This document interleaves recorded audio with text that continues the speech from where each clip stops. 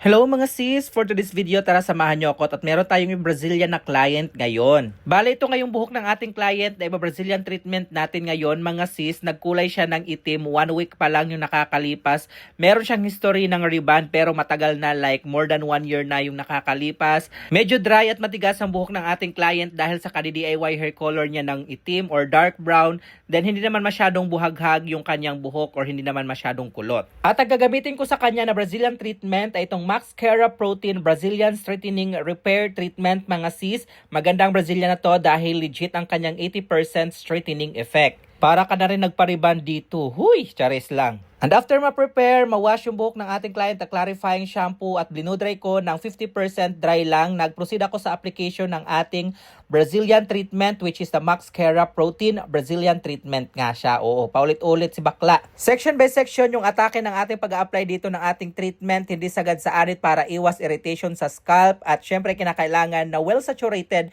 yung ating pagkaka-apply para bongga yung result. Pagkatapos ko mag-apply dito ng ating Brazilian keratin treatment mga sis, ginputos ko siya ng binalot ko siya ng cling wrap para mas ma-absorb ng buhok yung in-apply natin na Brazilian keratin treatment. Ibababad lang ito ng 1 oras mga sis at pagkalaan ng 1 oras ay blow dry ko yung buhok ng ating client. So tuyong-tuyo yung pagkaka-blow dry natin dito dahil ang next na gagawin ko is magpo-proceed naman ako sa pag-hair iron. At yung ating pag-hair iron dito mga sis is manipis lang yung sectioning para ma-achieve talaga natin yung straight effect na hinahanap na parang sa rebond. Charis. At ang ginamit ko na heat temperature dyan mga sis is 200 degrees Celsius. Ang ginamit ko na hair iron, walang iba kundi ang Capillar Bioplastia na limited edition from NNN Pro. So ano pang inaantay nyo? Bumili na rin kayo para magkaroon na rin kayo. Oo. And by the way mga sis, yung ginamit natin na Maxcara Protein Brazilian treatment ay may legit na 80% straightening effect. At ito lang talaga yung Brazilian treatment na ginagamit ko na talagang merong effect ng straight. Baliktad. Parang may straight effect talaga siya. At para ma-prove talaga natin na legit ang 80% straightening effect ng Brazilian treatment na ito ng Maxcara Protein, ngayon mismo ay babanlawan natin yung buhok ng ating client para makita natin yung pinaka-result after nitong ma-wash. At pagkatapos ko ma-plancha yung buhok ng ating client, pinagpahinga ko lang yun ng 10 minutes. Then after 10 minutes, binanlawan na namin yung buhok niya. Then in-applyan ko naman siya nitong Hair Mask Deep Moisturizing Kenemper na treatment. At saka binanlawan ko siya ng tuluyan.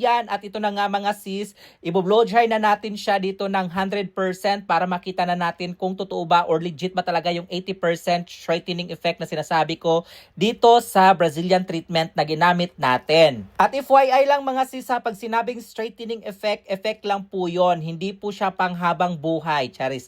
Hindi po pang matagalang yung effect nung kanyang straight, bali naglalast lang po ito ng 2 to 3 months, depende rin po sa klase ng buhok. Ang mga Brazilian or keratin treatment, mga sis, is a kind of treatment na tumutulong para mabawasan yung mga dryness, mabawasan yung damage, at maibalik yung moisture na nawawala sa ating mga buhok. Kaya mas maganda talaga every 2 to 3 months nagpapa-Brazilian tayo para mas naalagaan at ma-maintain yung moisture ng ating mga hair lalo. Pero kung hanap mo naman ay bonggang straight at pangmatagalang effect na straight talaga, go for rebond, then magpa-follow up treatment kayo kagaya nitong Brazilian treatment para mas bongga. Pero kung bet mo naman is yung para mga volumized effect lang at ayaw mo ng sobrang straight, recommended or best po itong Brazilian treatment na ginamit natin. Pwede nyo po itong ipagawa every 2 to 3 months para tuloy-tuloy yung ganda ng inyong mga hair. Alright mga sis, so almost done na tayo dito sa pagpapatuyo ng buhok ng ating client. Yan na po yung pinaka-result niya mga sis after natin siyang ma-wash at ma-hand dry or ma-blow dry.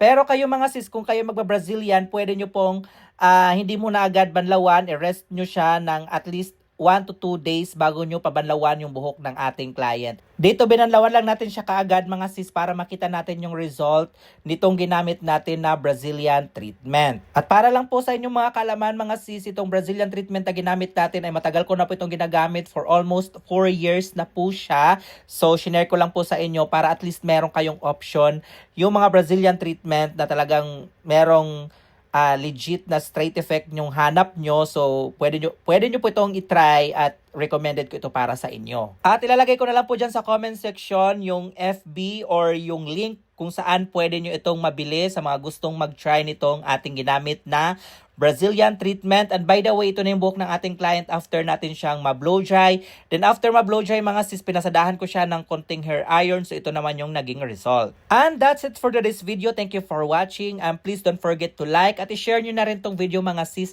At i-follow nyo na rin po ako para sa ating mga next upload video. And this is Chading saying have a great hair day always mga sis. Until our next video. Bye!